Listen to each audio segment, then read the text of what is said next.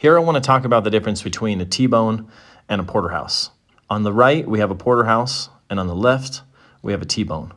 The biggest difference is the measurement of the fillet from the bone to the widest part of the fillet, which in a porterhouse is more than 1¼ inch, and on a T-bone is less than 1¼ inch. They're both coming from the short loin, and both of these are certified Angus beef.